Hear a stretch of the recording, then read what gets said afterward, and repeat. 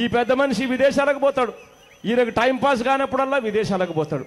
ఈయన నల్ల డబ్బును తెల్ల డబ్బుగా మార్చుకునేందుకు దాచుకునేందుకు విదేశాలకు ప్రైవేట్ ఫ్లైట్లలో పోతాడు. ఈ ప్రైవేట్ ఫ్లైట్లలో పోయినప్పుడల్లా ఏం రాస్తాయి తెలుసా? ఈయనకు సంబంధించిన పేపర్లు, ఈయనకు సంబంధించిన టీవీ ఛానళ్ళు ఏం రాస్తాయి తెలుసా?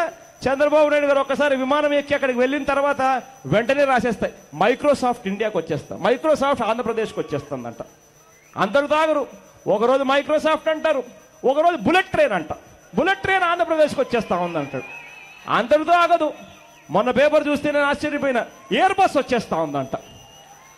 మామూలు బస్సులు తిరగడం లేక ఎయిర్ బస్సులు వస్తూ ఉన్నాయంట.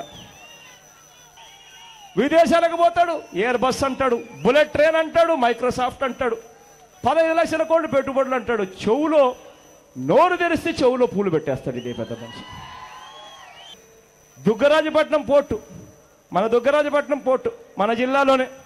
ఆ పోర్టు వస్తే నిజంగా మద్రాసులో ఏ రకంగా చెన్నై పోర్టు, ఎన్నోర్ పోర్టు కింద 2 పోర్టులు మద్రాసులో వచ్చి మద్రాసు నగరం ఏ రకంగా సస్యశ్యామలమైందో, లేకపోతే మద్రాసు నగరం ఏ రకంగా బాగుపడిందో, అదే పరిస్థితిలో నెల్లూరు జిల్లా కూడా మద్రాసు నగరంతో పోటీపడి బాగుపడే పరిస్థితి వచ్చేది. అటువంటి దుగ్గరాజపట్నం పోర్టు మాకు అవసరం లేదు, దాని బదులు వేరేది ఏదైనా ఇవ్వండి అని చెప్పి ఇదే పెద్ద మనిషి చంద్రబాబు నాయుడు గారు మొన్న నరేంద్ర మోడీ దగ్గరికి పోయి లేఖ ఇచ్చాడు. నేను అడుగుతా ఉన్నా, కేంద్ర ప్రభుత్వం పెట్టిన బడ్జెట్ చూసి ఈయన బాధపడ్డాడట. కేంద్ర ప్రభుత్వం ప్రవేశపెట్టిన బడ్జెట్ చూసి నువ్వెందుకు బాధపడుతున్నావయ్యా? నువ్వు లేఖ ఇస్తేనే కదయ్యా వాళ్ళు ఇవ్వకుండా పోయారు అని అడుగుతా ఉన్నా నేను చంద్రబాబు నాయుడు గారిని. ఏంటండి, వీడియో నచ్చిందా?